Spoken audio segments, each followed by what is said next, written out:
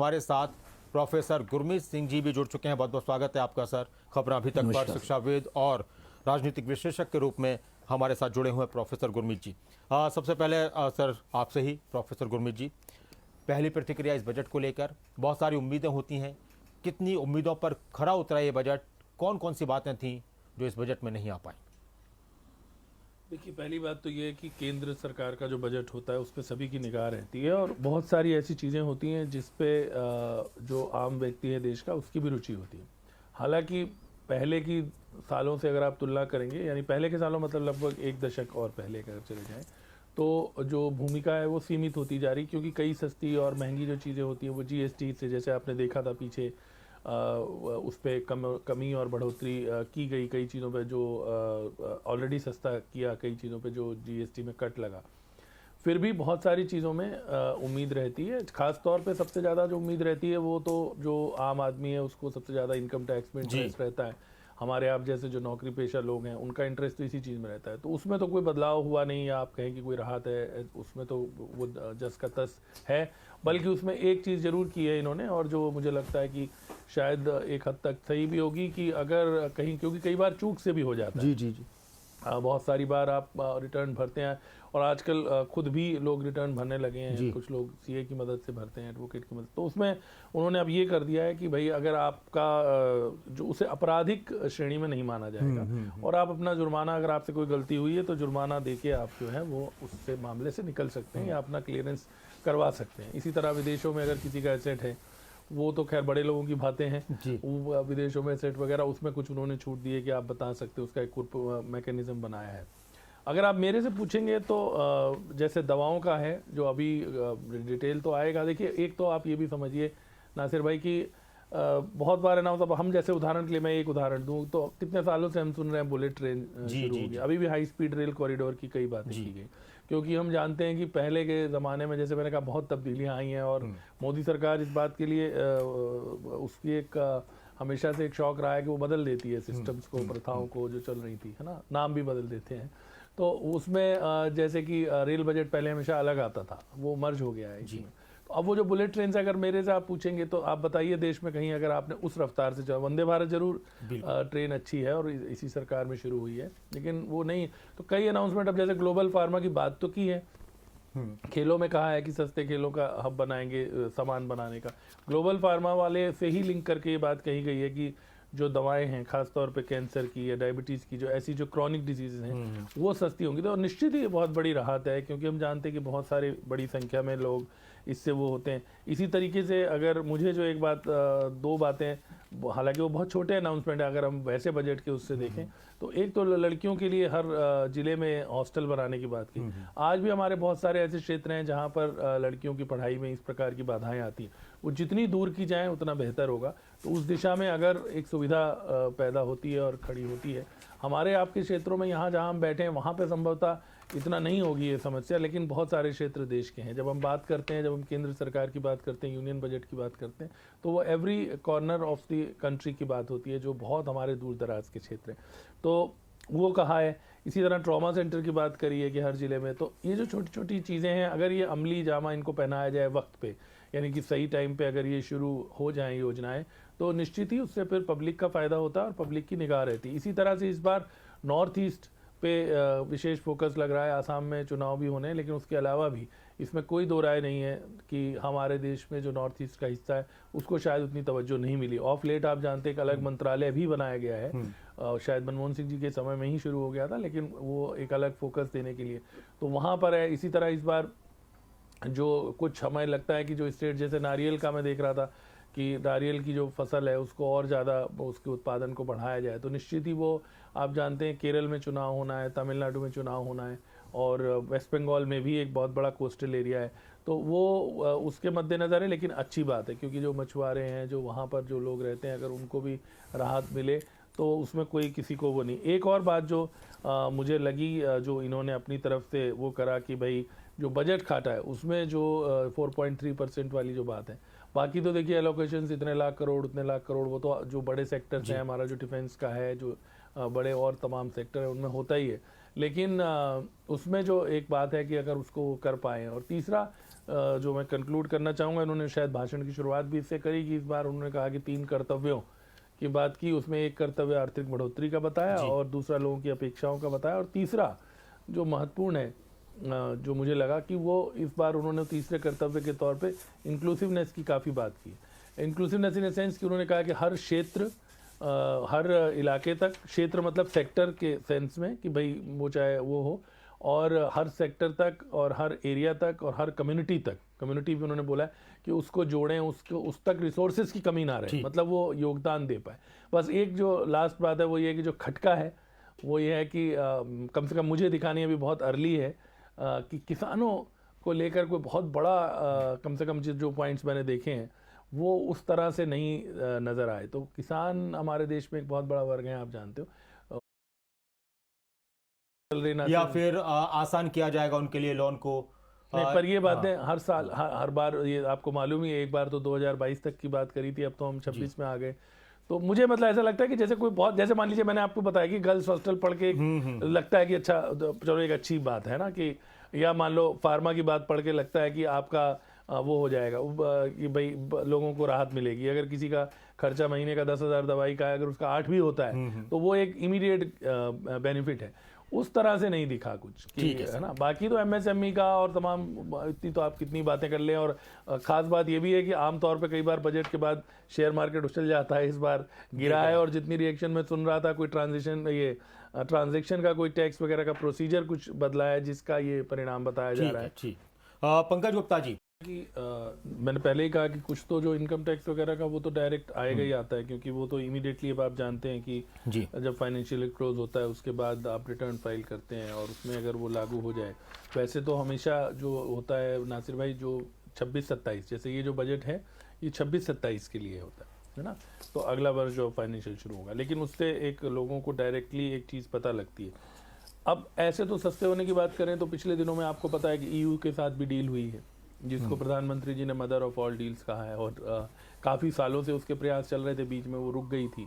और उसके बाद भी बहुत सारी चीज़ें, ये कहा जा रहा है कि जो खास तौर पे यूरोपियन प्रोडक्ट हैं, जिनमें वाइन भी शामिल है, हालांकि आज के बजट में मैं देख रहा था कि हर बार शराब और सिगरेट तो महंगी होती ही है और होनी भी चाहिए, लेकिन जो EU वाली डील थी उसके बाद आ रहा था, क्योंकि वाइन वहाँ पर क्योंकि ज़्यादा उसकी प्रोडक्शन होती है, कि वो सस्ती होगी। और कई जो और चीज़ें हैं, पास्ता है, इस तरह की और चीज़ें जो अब आजकल भारतीय उसमें भी शामिल हैं एक तरह से लोगों में, खासतौर पे यंग जनरेशन में, तो वो लाभ अलग अलग जगह से आते हैं। लेकिन जो मुख्य बात है विकास की, वो होती है, देखिए ऐसा होता है कि जो 2 तरह के खर्चे, जब मान लीजिए अभी मैं देख रहा था, हो सकता है उसमें कुछ चूक भी हो तो आप ठीक करेंगे, कि लगभग मान लीजिए 50 लाख करोड़ का बजट है। अब उस 50 लाख करोड़ में जो कैपिटल वो होता है, जो एक्सपेंडिचर है टोटल, उसमें कैपिटल एक्सपेंडिचर जो है वो 10 लाख का, जितना मैंने देखा 10 लाख करोड़ का। बहुत सारे खर्चे जो हैं वो होते हैं जो नॉन कैपिटल खर्चे। कैपिटल खर्चा है जो आप इन्वेस्ट करते हैं, मान लीजिए इंफ्रास्ट्रक्चर में करते हैं और चीज़ों में करते हैं।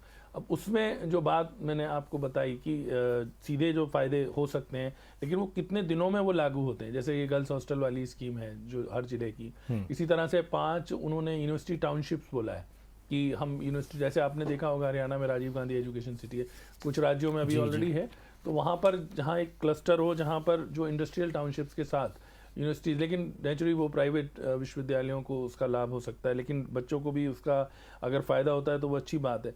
इसी तरह से 3 जो एक फोकस दिखा, आयुर्विज्ञान संस्थान जो खास तौर पे जैसे एम्स है, उस तर्ज पे आयुर्वेद के लिए ऑल इंडिया इंस्टीट्यूट्स होंगे, जैसे एम्स हम बोलते हैं, वो आयुर्विज्ञान का हो या आयुर्वेद के 3 उन्होंने राष्ट्रीय स्तर के ऑल इंडिया इंस्टीट्यूट्स बोला। लेकिन वो सवाल वही है कि वो कब तक वो आएंगे, ग्राउंड पे वो कब तक आएंगे। नो डाउट लोग ऑल्टरनेटिव जो मेडिकल साधन है, सिस्टम्स हैं, उनकी तरफ जा रहे हैं। ऐसे ही जो अभी हम पहले बात कर रहे थे, देखिए किसानों वाला उन्होंने जो तीसरा कर्तव्य मैंने बताया ना, उन्होंने 3 कर्तव्यों में अलग अलग बातों को शामिल किया।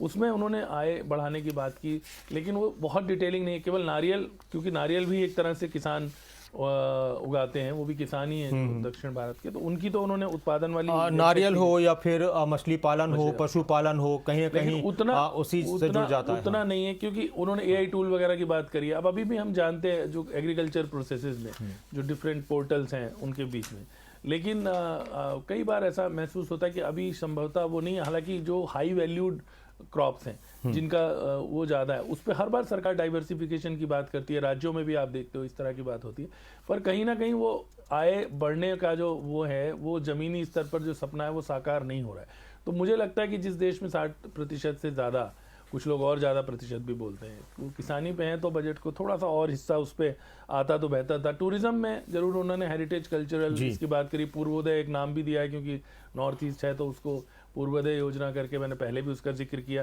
ऐसे ही एक बड़ा इंटरेस्टिंग चीज़ हुई है इस बार नासिर जी, आपको याद होगा पीछे बहुत विवाद रहा मनरेगा खत्म होने पे, उसका नाम बदल दिया, जी राम जी करा। अब इन्होंने इसमें टेक्सटाइल के नाम जो सेक्टर में लाके एक महात्मा गांधी ग्राम स्वराज योजना शुरू की है जो महात्मा गांधी के नाम पे है।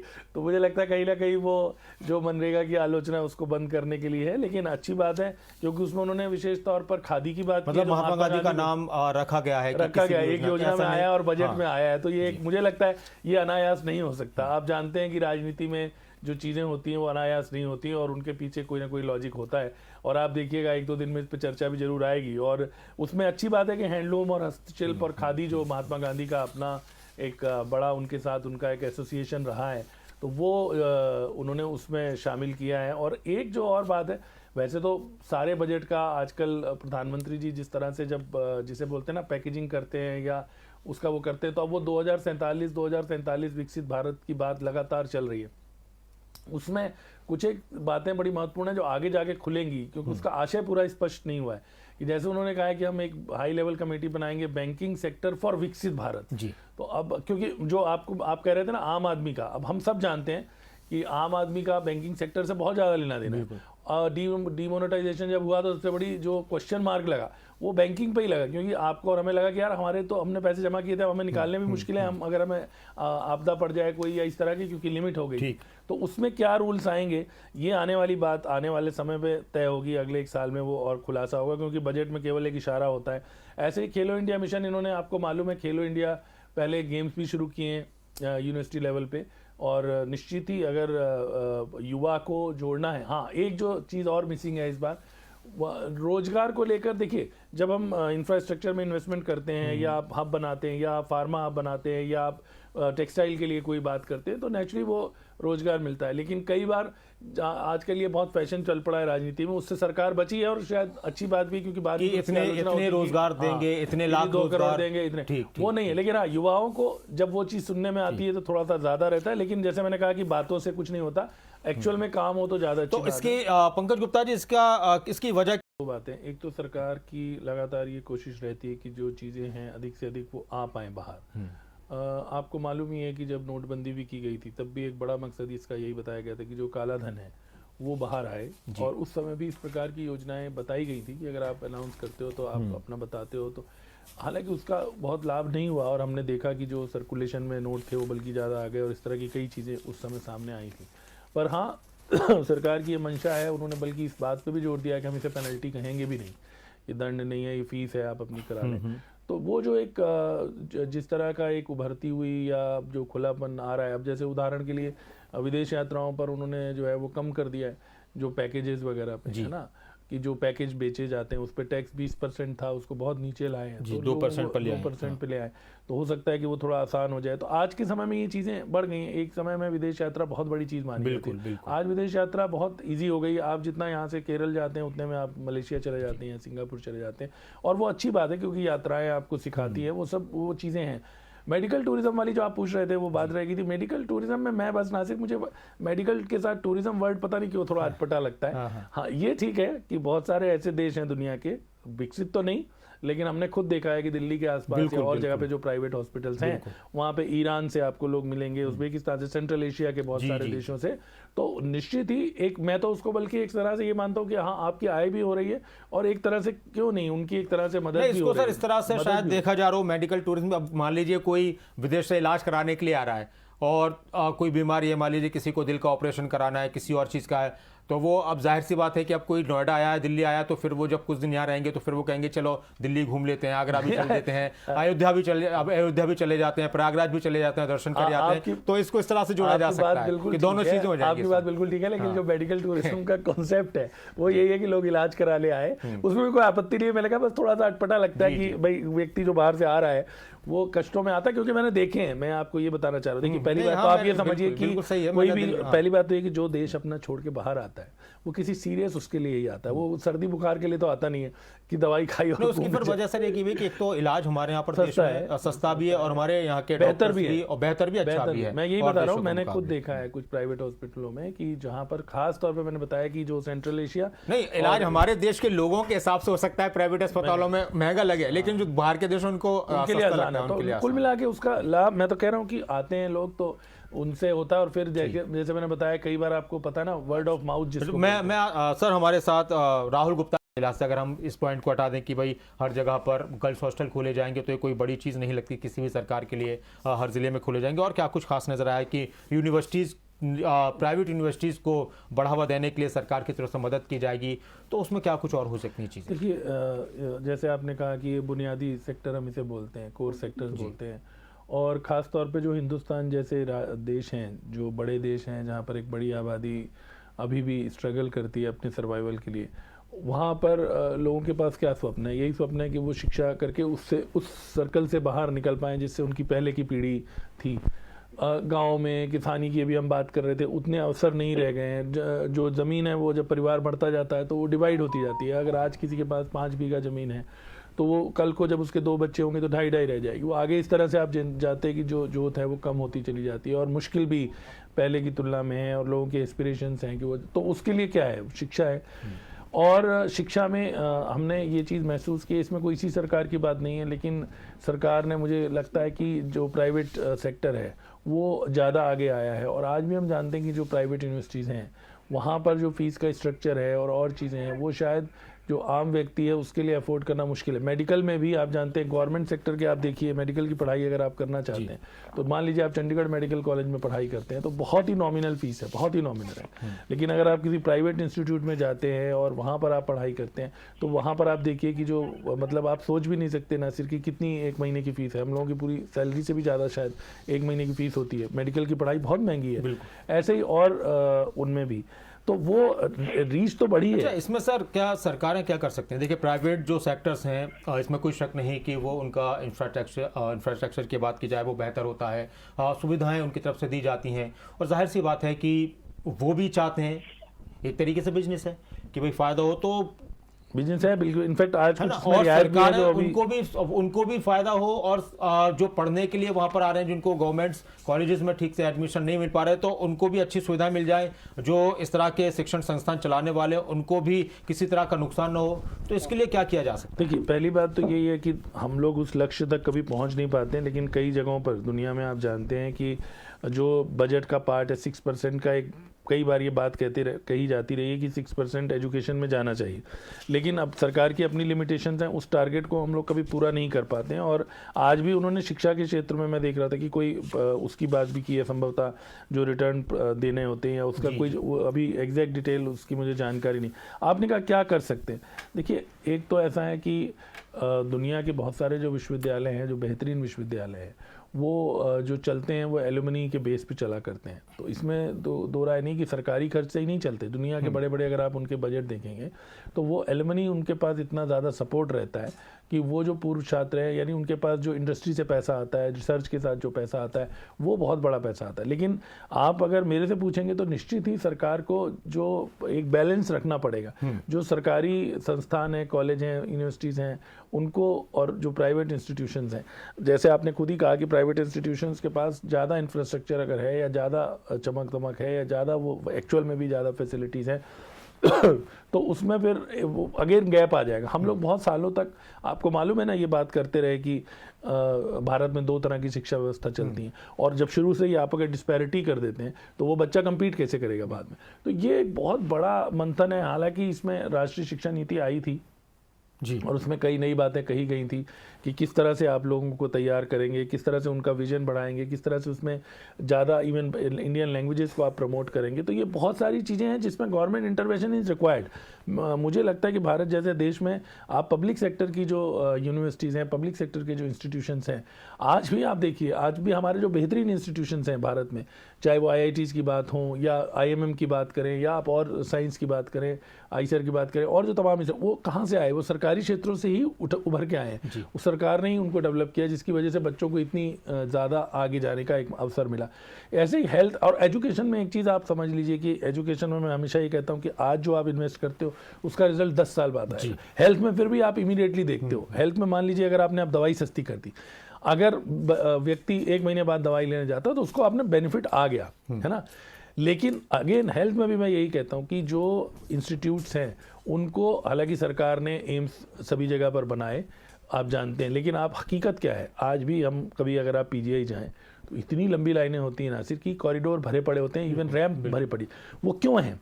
वो इसलिए है कि आज भी PGI में हिमाचल से, हालांकि वहाँ एम्स बन गया बिलासपुर में, पंजाब में एम्स बन गया बठिंडा में, या हरियाणा में भी एम्स बन गया झज्जर में, अगर मैं ठीक हूँ तो, लेकिन वो उस लेवल तक पहुँच नहीं पाए। तो वो जो सरकार को अपने लेवल पे ये जो सोच है उस पर रखना चाहिए। और मुझे पर्सनली ऐसा लगता है कि आई एम नॉट अगेंस्ट कि भाई प्राइवेट सेक्टर को आने का मौका नहीं मिलना चाहिए। दुनिया में बहुत यूनिवर्सिटीज़ हैं जो इस तरह से डेवलप हुई हैं, जो बेहतरीन उन्होंने रिजल्ट दिए। लेकिन भारत जैसे देश में हमें पब्लिक सेक्टर की जो यूनिट्स हैं, पब्लिक सेक्टर के इंस्टीट्यूशंस को भी सपोर्ट करना चाहिए। उसके लिए बजट में प्रावधान चाहिए, या जैसे मैंने कहा कि CSR, वैसे ये कॉर्पोरेट सोशल रिस्पॉन्सिबिलिटी आप जानते हैं, एक योजना होती है जिसके तहत जो प्राइवेट बड़ी बड़े घराने हैं वो सपोर्ट करते हैं। लेकिन इस और मुझे लगता है ध्यान देना चाहिए, अगर हम एक्चुअल में जो वो 2047 की बात आप कर रहे हो, क्योंकि देखिए जब तक आप इक्वल अपॉर्चुनिटी नहीं देंगे, जो भी बच्चे पढ़ रहे हैं, बहुत सारे बच्चे मैंने आपको बताया कि वो आज भी पब्लिक सेक्टर यूनिवर्सिटीज़ में, कॉलेजेस में जाते हैं, उनको जब तक आप इक्वल अपॉर्चुनिटी नहीं दोगे तो शायद वो देश के विकास में अपना योगदान चाह के भी नहीं देंगे। ठीक है। हमारे साथ अजय केडिया जी जुड़ चुके हैं। आप सर कह रहे थे कि ये बात बिल्कुल सही है कि एग्जैक्टली इस तरह बताना संभव नहीं, लेकिन पहले इसी सरकार में भी इस प्रकार के दावे किए जाते रहे थे, इसलिए ये थोड़ा सा वो है। ऐसा नहीं कि पिछले 10 सालों में, 11 साल में कभी भी ऐसा नहीं कहा गया कि कितने रोजगार सृजित होंगे। तो वो इस बार नहीं है, तो इसलिए इसकी थोड़ी सी चर्चा हो रही है कि इस बार इस तरह से सरकार ने कोई वो नहीं दिया है। और वो क्योंकि फिर बाद में मैंने बताया कि एम्प्लॉयमेंट एक बहुत बड़ा मुद्दा रहा। आपको मालूम है इस सरकार की आलोचना का भी जब रिपोर्ट्स आई कि भाई एम्प्लॉयमेंट की जो अपॉर्चुनिटीज़ हैं वो कम हुई हैं और लोगों को रोज़गार नहीं मिल रहा है, और युवा एक बड़ा वर्ग है और उस पर ध्यान भी रहता है, और हम लोग सब ये कहते भी हैं।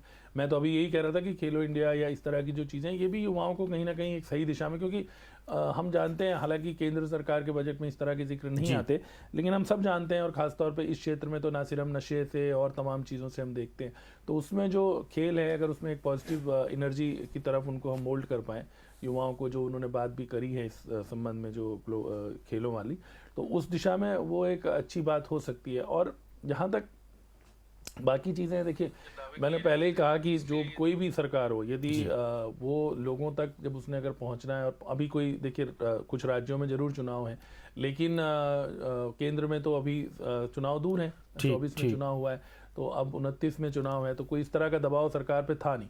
और ये भी बात सही है कि जब हम शॉर्ट टर्म की बात नहीं करते, लंबे समय की बात करते हैं, तो वो देश के लिए शायद ज़्यादा अच्छा भी होता है और उसके रिजल्ट आने में समय भी लगता है। तो इसलिए सरकार अपनी तरफ से जो विकसित भारत का लक्ष्य लेके चली है, वो चाहे एक स्वप्नी है, एक बड़ी अच्छी कविता है, एक वेणुगोपाल नाम के कवि हैं उनकी, कि सपना भी अपने आप में एक शुरुआत है। और इसलिए तो अगर हम कोई चीज़ आज हमें लगती ज़रूर होगी कि भाई ये सिर्फ कहने की बात है, या 2047 तक कौन होंगे, बिल्कुल कोई भी काम हो तो सोचा तो जाता ही है, विचार तो किया जाता है, लॉन्ग टर्म विजन होता है। जैसे अभी सर ने भी बताया कि कोई चीज़ रातों रात तो खड़ी नहीं होती, लेकिन हाँ, इनसे मैं इस बात पे इत्तेफाक थोड़ा सा नहीं रखूंगा। ये जो बुलेट ट्रेन की बात है, ये लगभग हम 10 साल से सुन रहे हैं, तो काफी वक्त हो गया है। जैसे बुलेट ट्रेन है या किसानों की आय दोगुनी करने की बात है, हालांकि उसको लेकर ये कह दिया जाता है कि जी कर तो दी हमने, इसमें इतना बढ़ा दिया, MSP कर दी। हम चर्चा को आगे बढ़ाएंगे। वित्त मंत्री, आखिरी प्रतिक्रिया आज के इस बजट को लेकर, क्या कुछ आपके जहन में आ रहा है? और पंकज जी कह रहे हैं कि देखिए लॉन्ग टर्म की चीज़ें भी होती हैं, उस तरफ भी हमें देखना होता है, तो वो सारी चीज़ें इस बजट में नज़र आई हैं। देखिए निश्चित ही किसी भी मामले में, चाहे वो जीवन हो या आप और कोई भी चीज़ होती है, उसमें एक विजन होना, एक उसमें कंसिस्टेंसी होना और एक सब्र होना वो ज़रूरी है, इसमें कोई दो राय नहीं कि अगर हम इनकम टैक्स स्लैब की बात करें कि वो नहीं आया, और एक देश के नाते हमें, एक नागरिक के नाते, एक देश के नागरिक होने के नाते हमें अपनी एक विश्वास रखना चाहिए। पॉलिटिकल पार्टियाँ आती हैं जाती हैं, लेकिन एक पूरा सिस्टम काम करता है, और हमारे देश में बहुत कमियां होंगी, बहुत समस्याएं होंगी, लेकिन फिर भी मुझे लगता है कि हमें जीवन में ये रखना चाहिए कि हाँ, अगर हम उसको कोई योजना बनाते हैं तो चीज़ें मुमकिन हो जाती हैं। बहुत सारे क्षेत्रों में हमने सोचा है और देखा है कि विकास हुआ भी है, तो मैं तो यही उम्मीद करता हूँ कि जो बातें हैं, लेकिन अल्टीमेटली लास्ट में राइडर यही है कि चीज़ें ज़मीन पर कितनी जल्दी आप ला सकते हैं। क्योंकि देखिए, कई बार नासिर ये भी होता है कि justice delayed is justice denied. आप अगर बहुत समय लेते हैं, मैंने जैसे आपको बताया कि हम आज कह देते हैं चलिए किसानों की आय की बात हो जाएगी, चलिए धीरे धीरे कोई बात, लेकिन अगर हम कब तक इसे खींचेंगे, तो अल्टीमेटली हमें ये सोचना पड़ेगा कि देश में जो लोग डिसएडवांटेज पोजीशन में हैं या जो लोग स्ट्रगल करते हैं, और उनका अपना योगदान है। मैं बताऊं, हम में से बहुत सारे लोग ऐसे सोचते हैं कि हमारे कवि हैं, उनकी कविता में भी है ये कि वो सिर्फ अपना घर चला रहे हैं, वो तो अपने घर चलाने के लिए काम कर रहे हैं, बट असल में उनका देश चलाने में बहुत बड़ा योगदान है। वो सोचते ही हैं कि हम कुछ नहीं कर रहे थे। उन लोगों तक उनको ये लगना चाहिए कि हाँ, हम आगे जा रहे हैं, हमारे लिए चीज़ें आसान हो रही हैं, हमारे लिए आय आसान हो रही है। बहुत सारी सेक्टर्स में बहुत बड़े बड़े परिवर्तन आए हैं। आप रिटेल में देख लीजिए, आप इवन मैं कई बार ये देखता हूँ ऊबर वगैरह में देख लीजिए, और चीज़ों में देख लीजिए, मतलब पहले की तुलना में डिजिटल इंडिया की हम बात करें, बहुत सुविधा भी हुई है। But at the same time हमें ये भी ध्यान रखना चाहिए कि जो लोग हैं जो छूट रहे हैं उस चक्कर में, उनका भी हम किस तरह से उनको भी इंक्लूसिव करें, उनको भी इंक्लूड करें उस पूरी प्रक्रिया में, जो बात प्रधानमंत्री जी बार बार कहते भी हैं। तो मैं तो यही उम्मीद रखता हूँ, कभी भी मैं ये नहीं कहता। देखिए, विपक्ष का एक अपना तरीका, उनकी रटी रटाई भाषा होती है, सरकार की अपनी रटी रटाई भाषा होती है, लेकिन सच्चाई वो बीच में होती है कहीं पे।